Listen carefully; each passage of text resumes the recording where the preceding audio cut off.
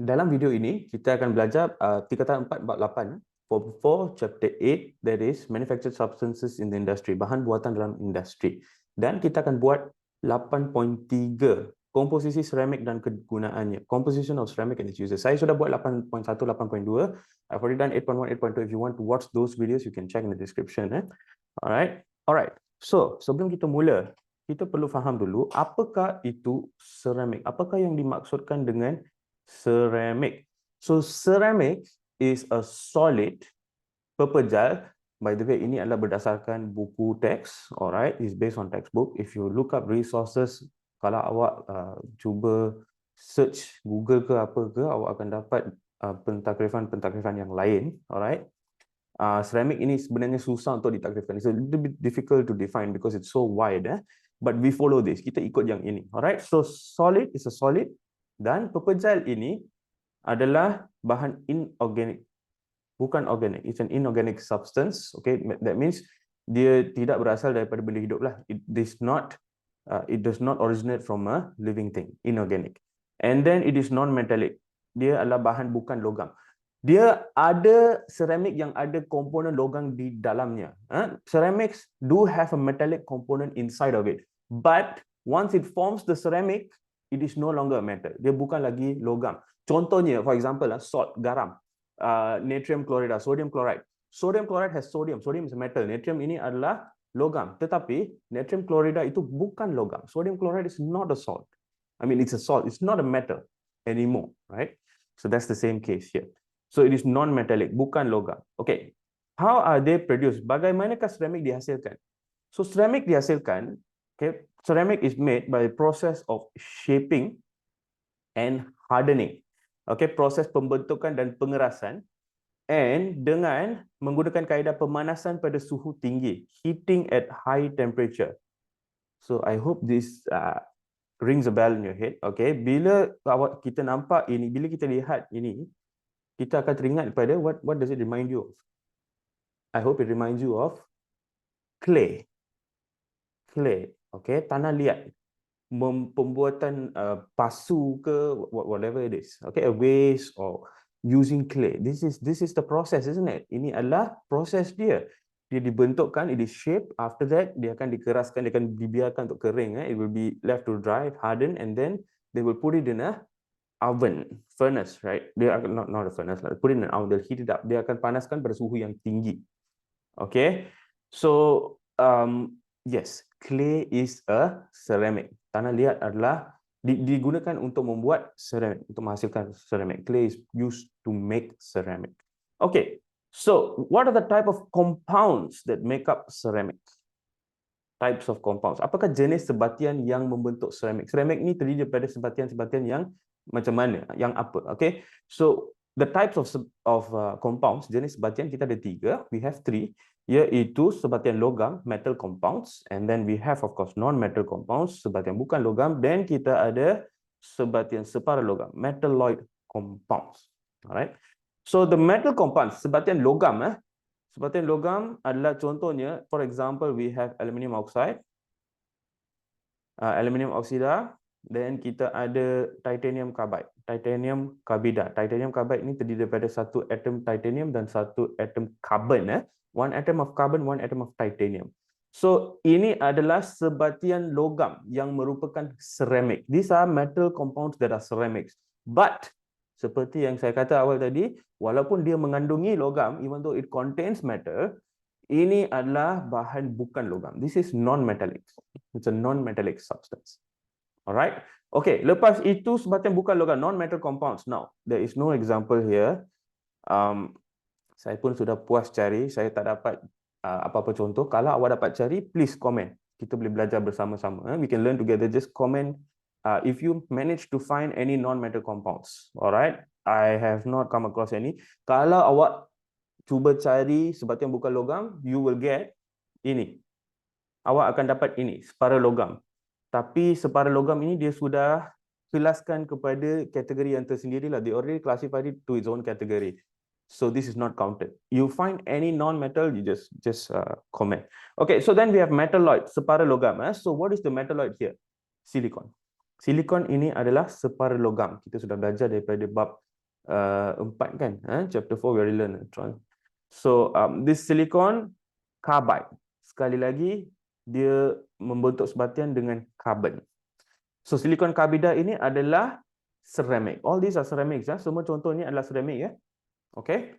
Okay, so these are the types of compound, jenis batian. Okay, so what are the basic properties? Apakah sifat asas ceramic? Basic properties of ceramic. Number one, it is opaque, legap.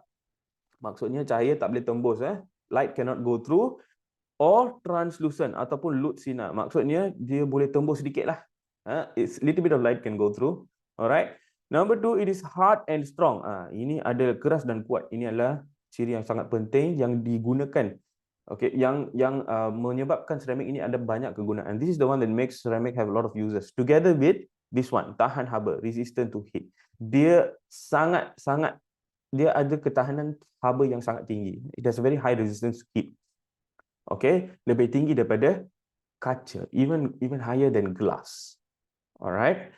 Okay, but so when we say ceramic kat kelas, bila saya kata ceramic, saya nak awak bayangkan pasu bunga. Just try to imagine the waste. That is one type of ceramic. Another type of ceramic is tahu tak cawan dan pinggan yang putih, the white color plate and the cup, porcelain yang diperbuat daripada porcelain, itu pun merupakan ceramic. So bila saya sebut ceramic, awak ingatlah bahan-bahan ini. Try to remember, try to think of these things. So these characteristics will make sense. Sifat-sifat ini, then awak boleh bayangkan dia. Okay, so just imagine. Okay, imagine the cup lah, cawan porcelain, porcelain cup. So this one is lut sinar, isn't it? Translucent, isn't it? Dia bukan legap, it's not opaque. There is some light that can go through. Ada cahaya yang boleh tembus, tapi sikit saja, right? Okay, then dia kuat. It's hard and strong. Memang keras dan kuat. And sangat tahan haba. It's very resistant to heat. Kita boleh gunakan bahan ceramic untuk masak. We can use ceramic things to cook. There are many famous brands, the ones that kita letak dalam ketuhar, lepas tu kita hidangkan dalam bekas itu juga. So itu adalah bekas ceramic. We cook in it and then you straight away serve. Okay, those are ceramics as well. If it's not glass lah, kalau bukan kaca. Okay, then dia adalah rapuh. It's brittle, isn't it? Walaupun dia keras, even though it's hard, walaupun dia kuat, even though it's strong, it is brittle. Dia rapuh. Maksudnya kalau kita mengenakan daya ke atasnya, daya hentakan lah. If you exert a force on it, alright, if you knock it, then it will easily break. Dia akan pecah dengan senang, dengan mudah. Okay, so it is also a heat and electrical insulator, penebat haba dan elektrik. Alright, and then it is chemically inert. Lengai secara kimia. Maksudnya dia takkan bertindak balas dengan bahan lain. It does not react chemically with other substances. It does not easily react with other substances. Alright, so ini adalah sifat asas dia. Okay, so daripada sifat ini kita nak faham kenapa dia ada sifat-sifat. We want to understand why ceramic dia ada sifat-sifat yang macam kita baru lihatlah. So here, let's look at the properties. Mari kita lihat sifat dia. So number one, why does it have high melting point? Kenapa dia ada takat lebur yang tinggi? Okay, so this is because the atoms in ceramics are bonded by strong ionic bonds and covalent bonds. Atom-atom dalam ceramic diikat dengan ikatan ion dan ikatan covalent yang sangat kuat. Ini yang menjadikannya sangat tahan kepada haba. Alright, ada ketahanan haba yang tinggi. This makes it very resistant to heat.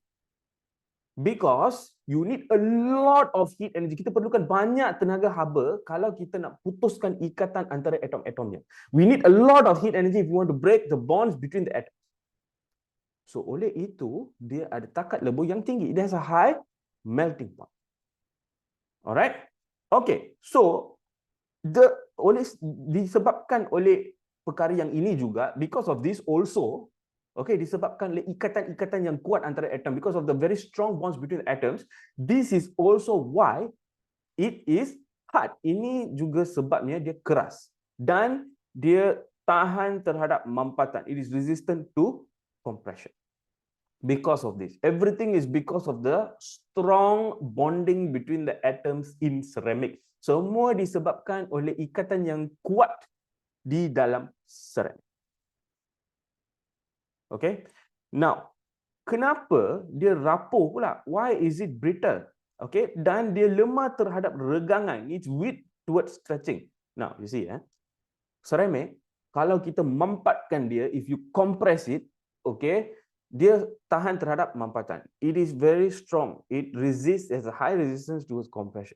But kalau kita tarik dia, if you pull it, if you stretch it, kalau kita mengenakan daya tegangan, if you apply a tension force, that's the weakness. Itulah kelemahan dia. Okay? Kenapa macam tu? Alright, atoms in ceramic cannot slide over each other. Dia tak boleh menggelongsor di atas satu sama lain apabila daya dikenakan. That means dia bukan macam logam tau. It's not like metal. It's not like metal. 8.1 kita sudah belajar tentang logam. Atom menggelongsor, right? 8.1 we already learned about the molecules, the atoms sliding over each other. So dalam logam dia mudah menggelongsor atas satu sama lain. It's easy to slide over each other. Tetapi ceramic tak boleh. Tak boleh. So bila kita cuba tarik dia, when you try to pull it, it will break. Okay, dia akan pecah. So this is due to the strong. So kenapa dia tak mudah menggelongsor atas satu sama lain? Kenapa? Why is it not easy to slide over each other like metals? Right? This is due to, once again, the strong bonds between the atoms. Ikatan kuat antara atom. And then susunan atom. Okay, the arrangement of the atom is indefinite. Susunan atom tidak teratur, bukan macam logam. Susunan atom dalam logam sangat teratur. The arrangement of atoms in metals, they are all very orderly. Okay, but in ceramics, no. Mostly because disebabkan oleh dia sebab dia terdiri daripada sebatian. It's made of compounds. That means dia ada atom-atom yang berlainan saiz, isn't it? It has atoms of different sizes. Alright. So tak sama tetapi ada sedikit persamaan dengan alloy lah. It's not like alloy because alloy ada sedikit saja bahan benda asing. We only have a little bit of foreign substance in alloy. But here it's something like that. The atoms are not the same size. Atom tak sama size. Okay, so dia tak dapatlah menggelongsor di atas satu sama lain. Okay, so the energy from the force, tenaga daripada daya, okay, tenaga daripada daya itu, dia takkan membuatkan dia memanjang. It will not make it stretch. Tapi tenaga itu, sebab dia memang tak boleh memanjang. It cannot stretch. It cannot stretch. So bila kita mengenakan daya itu juga, if you continue to apply that force, what will happen? Daya itu it will break the bonds between the atom. Dia akan memutuskan ikatan antara atom. Okay. So that's why it is brittle and weak to stretch. Inilah sebabnya dia rapuh dan lemah terhadap regangan. Now let's look at the next one. Electrical and heat insulators. Kenapa dia penebat elektrik dan haba yang baik? Why is it an electrical and heat insulator? Now let's think about electrical and heat conductors first. Apakah bahan yang merupakan konduktor elektrik dan haba yang sangat baik? Jawapannya, of course, logam, metal, isn't it? Kenapa metal? Kenapa logam ini adalah merupakan konduktor haba dan elektrik yang baik? Why is it a good conductor of electric and heat? Sebab dia ada elektron bebas bergerak. It has free moving electrons. Kita sudah belajar dalam bab 5. Ikatan logam, metallic bonds. You already learned, isn't it? What is happening there? Apa yang berlaku di sana? Elektron, valence electrons, dia akan disesarkan. It will be displaced. Okay, and dia akan bebas bergerak dalam lautan elektron. It will be free to move in the sea of electrons. Dia bebas bergerak. So apabila kita mengenakan beza keupayaan, okay, when we apply potential difference, what will happen? Elektron itu akan bergerak. The electron will move because ada medan elektrik. That's an electric field. Ini awak akan belajar dalam tingkatan 5, fizik tingkatan 5 lah. Okay, bab 3, alright, chapter 3. So anyway, back to this. So di sini ceramic dia bukan macam logam. It's not like metals. They don't have a sea of electrons. Tak ada lautan elektron. There's no free moving electrons. Okay, tiada elektron yang bebas bergerak. Elektron tidak bebas bergerak. Cannot move freely. So dia tak bolehlah mengkonduksikan haba dan elektrik. Now saya sudah terangkan haba, elektrik. Haba macam mana? Actually, heat conduction is the same thing. Heat conduction depends on pengkonduksian haba bergantung kepada perlanggaran. It is the collision. So one one atom vibrates, okay, and then apabila satu atom ini dia akan berlanggar dengan atom di sebelahnya, it will collide with the neighboring atom, so this one will start to vibrate, okay, dia akan mula menggetar. Then inilah yang akan haba dikondaksikan begini. Haba akan dikondaksikan melalui tenaga kinetik yang disebarkan sebagai tenaga haba lah. So dia akan gerak. So when you have free moving electrons, elektron itu boleh membawa tenaga kinetik itu ke tempat yang lain. Dia boleh bergerak. It can move. So it can quickly carry the energy. But tetapi dalam ceramics, alright, there are no free moving electrons. Tak ada elektron yang bebas bergerak. Tak boleh lah. Alright. Okay, now let's go to the type of ceramic. Apakah jenis ceramic? So ada dua jenis ceramic secara umumnya. Generally, secara umumnya there are two types of ceramic. We have the traditional ceramics. Kita ada ceramic traditional. So inilah yang kita tahu, ini yang kita biasa nampak lah. These are the ones that we commonly see. Pasu bunga, pinggan mangkuk, right? The plates, the cups, the vases, these are traditional ones. Then we have advanced ceramic, ceramic termaju. Ceramic termaju ini kita jarang nampak. We rarely see because the application is not for what we can see lah. Aplikasi dia adalah dalam perkara-perkara yang kita tak nampak dalam kehidupan seharian. Okay, tak biasanya tak nampak lah.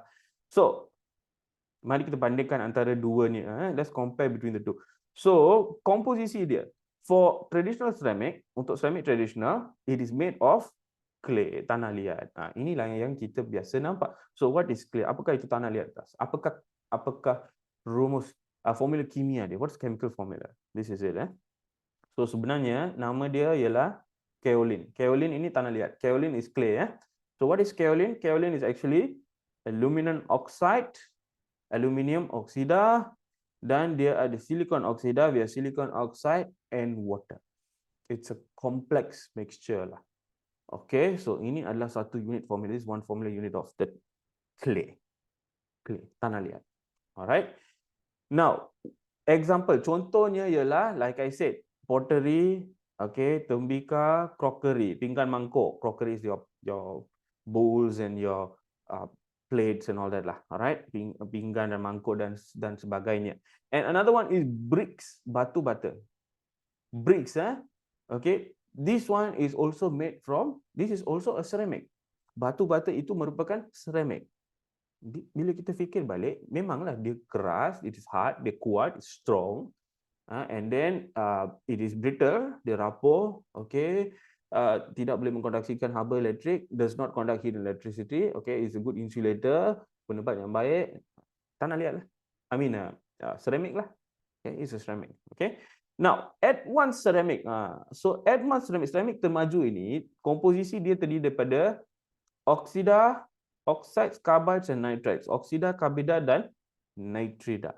Alright. So contoh ceramic termaju, the example of this advanced ceramic is cutting disc. Cakra.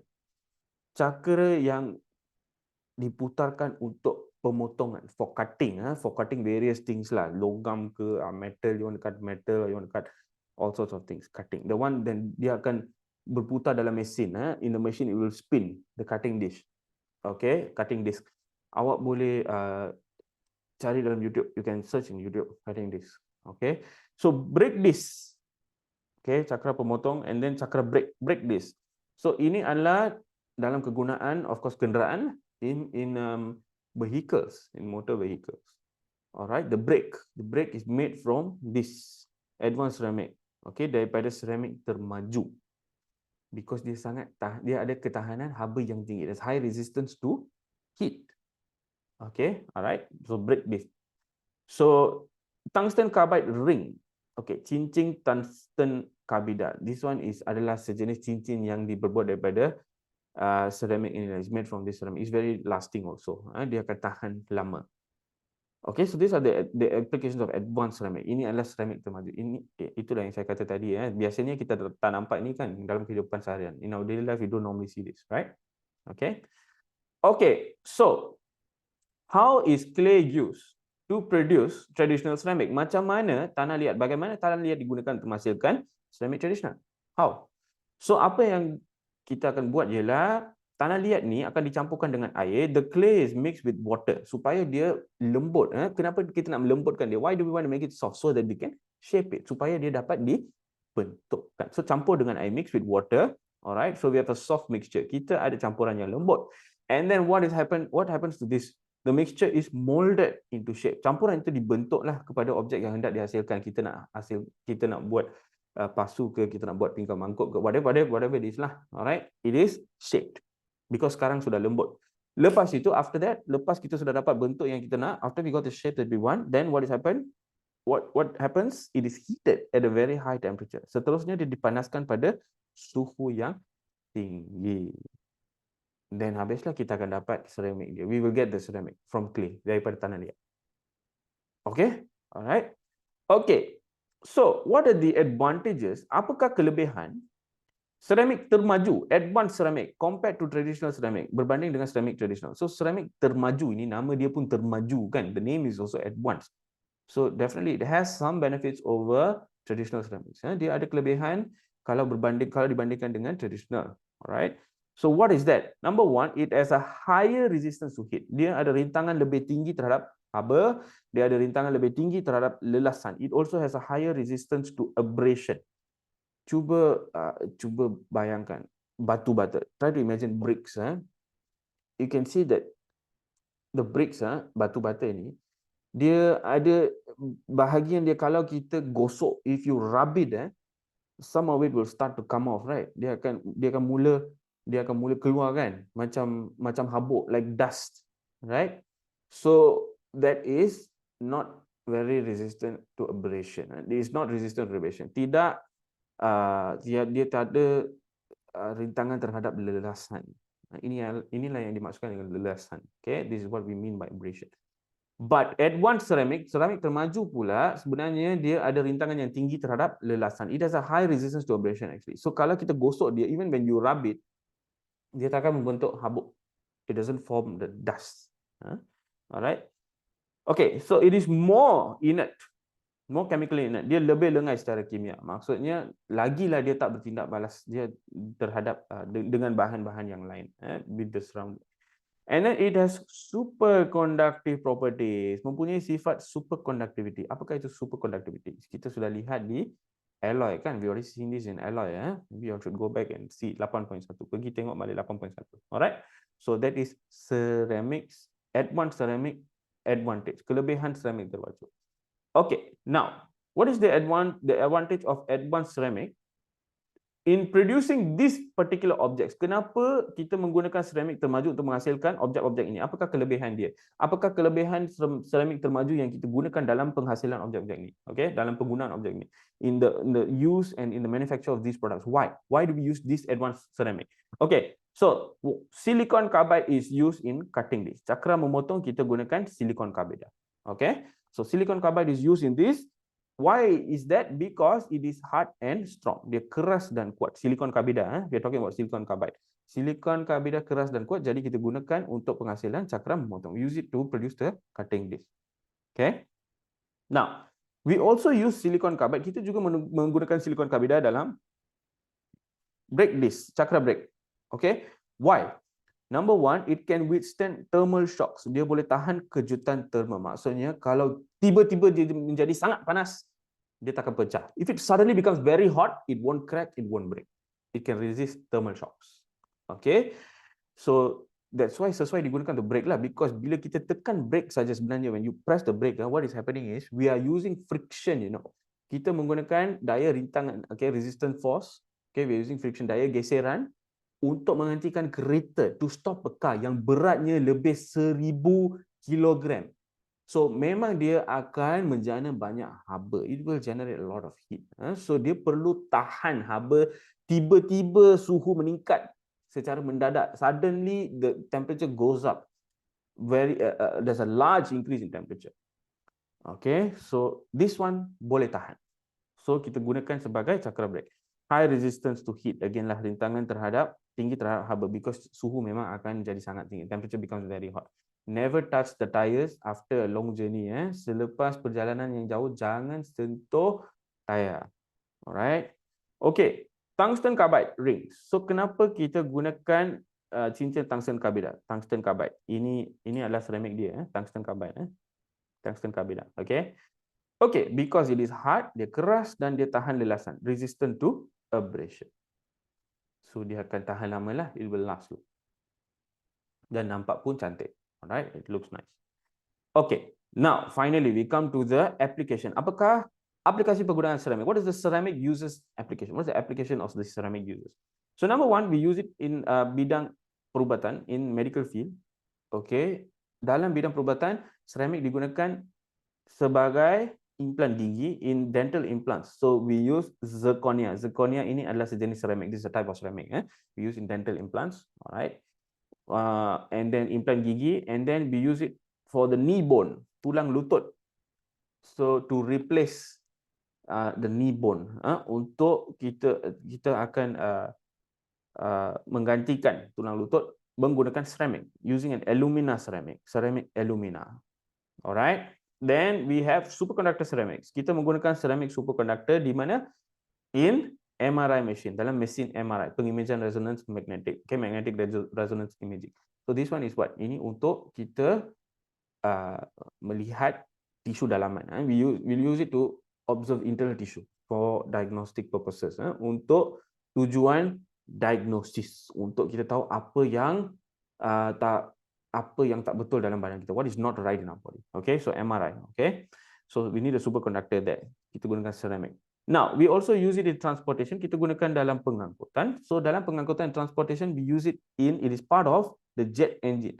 Ini dia komponen jet engine, kapal terbang jet terdiri daripada ceramic juga. Kenapa? Why? High resistance to heat, tahan haba. Dia ada rintangan terhadap haba yang tinggi. Dia penebat haba yang baik. Okay, alright. Because kita tahulah jet kan, memang dia akan panas lah. It will be very very hot. Kalau kita guna logam dalam tempat-tempat tertentu, there is a possibility that it will melt. Ada kemungkinan dia akan lebur. Alright.